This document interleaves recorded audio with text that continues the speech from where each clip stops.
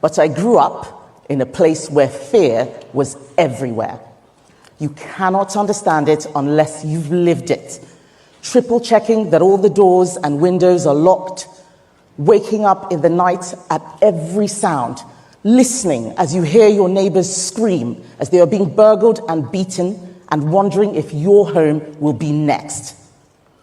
When you've experienced that kind of fear, you're not worried about being attacked on Twitter. So wait, who is this woman and which country is she describing like this? Yes, let me tell you who she is. She is formerly a former minister under the previous, the past British government, the conservative government. She was a minister. She is from a Nigerian descent. Her parents came from Nigeria, and she was born in England, according to her. But she went back to Nigeria to go and stay there for some time before she went back to England. And she's talking about her experience in Nigeria. And then the way and manner she's talking about Nigeria is as if even people who were living under the Taliban rule when the Americans invaded Afghanistan, they wouldn't describe Afghanistan like this. Honestly, the way and manner she's talking about Nigeria, like she's speaking about Nigeria as if like an animal jungle, like a place that like human beings cannot even exist, because like they are just eating each other's raw. What has people attacking you on social media, on Twitter, on X, got to do with you belittling Nigeria like this?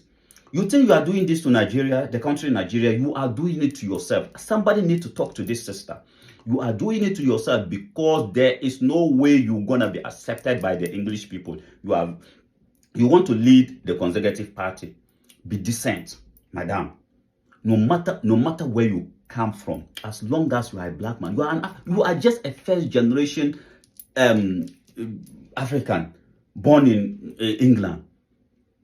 Even David Lamin, whose ancestors were taken away from Africa 400 years ago by the British Empire to the Caribbeans who end up in Britain, the English people still doesn't see him to be English. Listen to what they will tell him and then at least learn from that, madam. You keep saying that you are African Caribbean, which is fine, but how can you be African Caribbean and English? I couldn't be African. I'm English, but I certainly could not call myself African Caribbean. You could be Irish, though. You could have Irish. No, I'm not Irish. Yeah, I'm but not you could Scottish. be. You could be. No, I'm not. Because I have looked my name right the way back to the Middle Ages, my maiden name, and I'm Anglo-Saxon. Great. But you will never be English. You are African Caribbean. But why will I never be English? Because you're African Caribbean. Look, I can't say to you. At what point? What about my kids? What are my kids? What are my kids? I can't say I'm African Caribbean. What?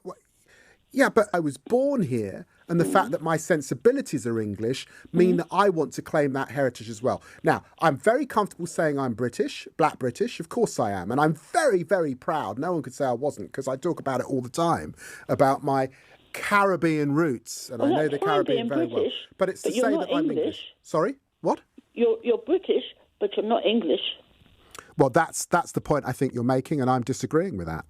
Tell me, what do you think? What do you think? If I was born in the Caribbean as a white person, I certainly wouldn't call myself. Yeah. Well, I'm afraid Caribbean. you didn't know that, did you? The whole world is polluting everybody the way it's going. What's that phrase, polluting? It is. Why is it polluting, Jean? Because you are what you are. You are where you are born. But hang on, Jean.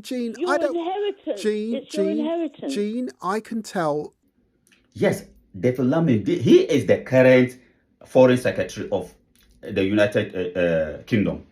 But still, the people are telling him that you stop pretending. You are never one of us, and then you can never be one of us. You can pretend. Why are you lying to yourself? And why is it that anytime a black person get the opportunity, we always want to use it against our own continent, where our origin is? Why are we like that?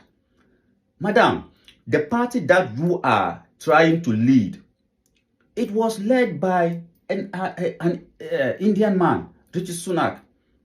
Rishi Sunak never turned his back on India, even though he wasn't born in India. He was also born in Britain. His parents came from Kenya, from India to Kenya to Britain, and he wasn't born there. But he never turned his back on India. This is a betrayal of the country of your parents. Describing Nigeria as if like in Nigeria, as if like 300 million people. You are saying as if like. But I grew up in a place where fear was everywhere. You cannot understand it unless you've lived it. Genocide going on in Nigeria. It's as if like when you wake up in the morning, people are just walking around, unaliving each other, and then they're just eating each other's raw. Just because you want power, you have to belittle Africa. And this is only coming from Africans most of the time. Are we the only people given the opportunity? The other day when Obama was given the opportunity, he wanted to destroy Africa in the name of NATO, bombing democracy in Libya. Muammar Gaddafi has lost legitimacy to lead, and he must leave.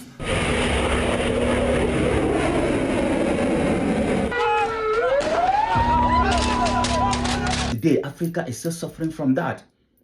So does it mean that anytime a black person gets the opportunity, or you're gonna use it to go against the continent of Africa? What a betrayal.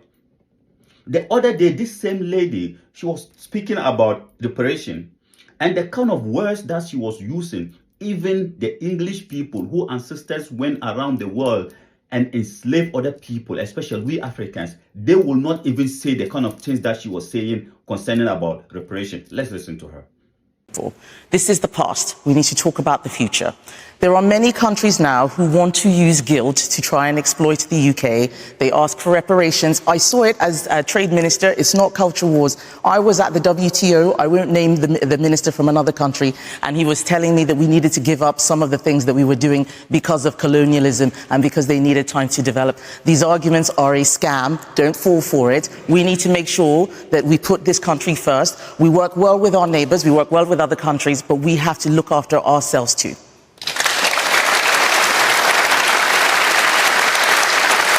Well, I mean, those advocating for reparations would say, shouldn't we just make up for some of the damage we did through the slavery?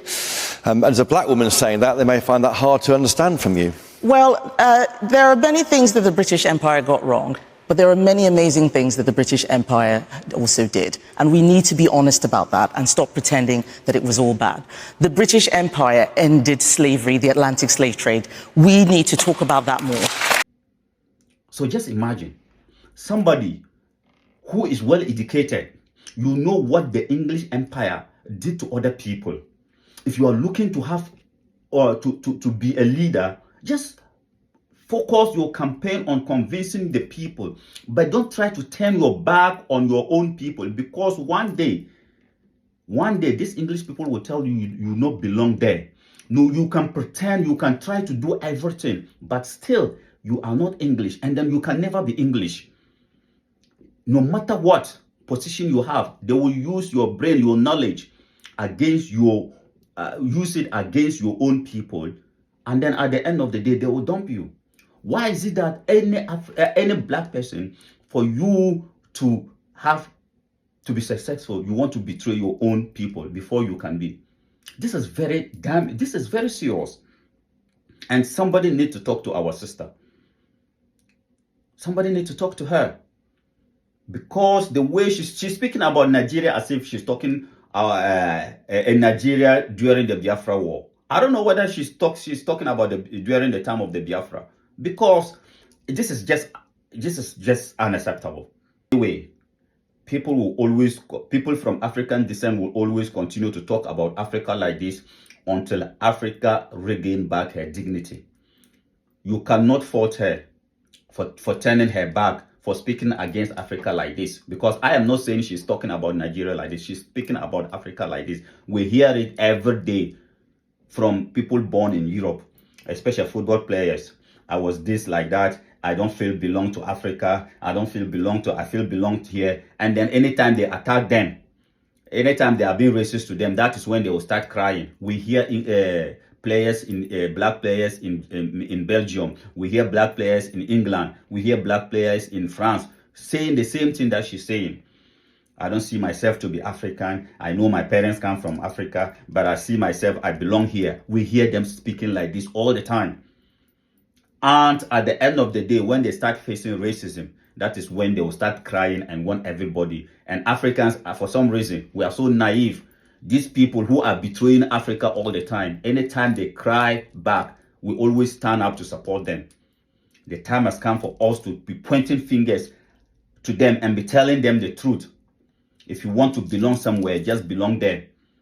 Because even Richard Sunak, who was the Prime Minister of Britain, even during the British elections, the attacks, to the extent that they were attacking his children, according to him, in that interview, he was so hurt that because of politics, people can say that about his children. My two daughters have to see and hear reform people who campaign for Nigel Farage calling me an effing.